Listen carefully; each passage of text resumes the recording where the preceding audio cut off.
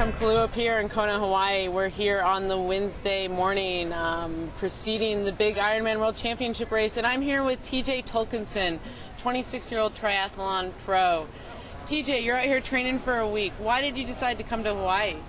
I'm out here with a couple of my training partners from Iowa and my coach Jimmy Riccatello, and we're in preparation for the 70.3 World Championships Clearwater, Florida on November 11th. So just trying to get in a big training week, get a little heat training in, and take in the scene and kind of scout the course for a future race here.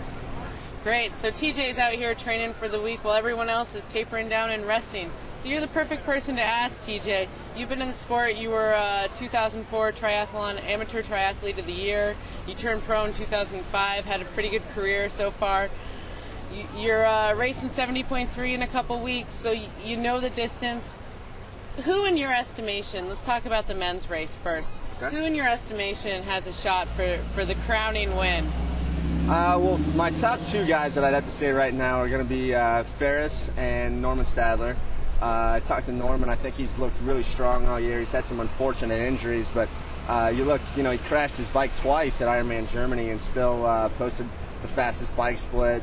So I think, his bike is far and away the best out there right now, and he's proven he can run too. So I think there's a good chance Norman could bike away with the win on Saturday, but I also think Ferris is balanced and has a good attack.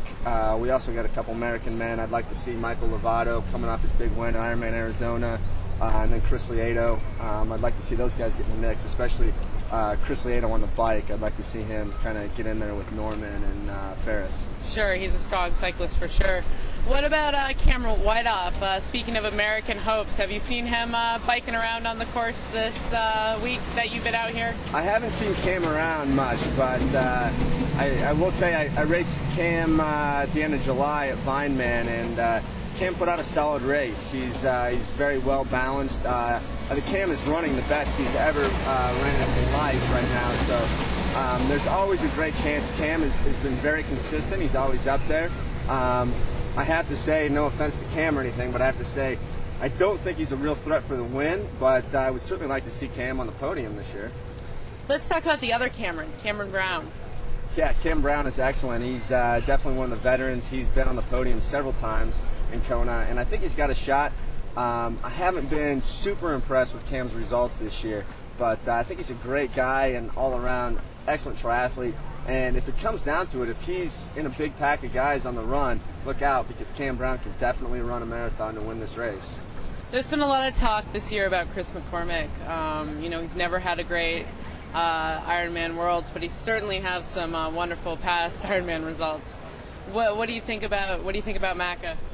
I think Macca kind of has the SI curse going for him right now. He was kind of everybody's favorite pick going in, and I think that's more of a curse than it is a blessing, because I think when you look back at all the predictions in the past, whoever they predict to win doesn't ever do so hot. So he's got a lot in front of him now, and he was sixth last year. He had the fastest run of the day, and he can definitely get in the mix, but I still think Hawaii's got a little something Macca hasn't been able to conquer yet.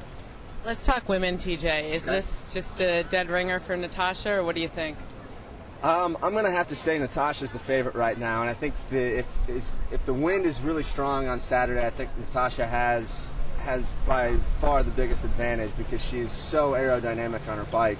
That Cheetah is something else, and her integrated hydration system, she's just tough to beat, and McKeely can give her a good challenge, but I don't think McKeely is going to be able to hang with her on the bike or the run if it's really windy. What about the women's swim? I mean, do you see Joanna Zeiger pulling out of the water first, or? Yeah, I would definitely have to say Joanna Zeiger is probably going to be the first out of the water. I've seen her. I actually was on the same flight as Joanna on the way over here, so she looks very fit, and she's always. she's a top ITU swimmer, so she can definitely get out of the water first. I would also look for a couple surprises. I think Desiree Ficker's in for a good race this year. She's been very strong, and I also think Hillary Biscay has been training with Brett Sutton for a while. So those would be some outside shots for my picks there. Great, thanks so much, TJ. Good luck in your training, and we'll see if your results came true. All right, thanks.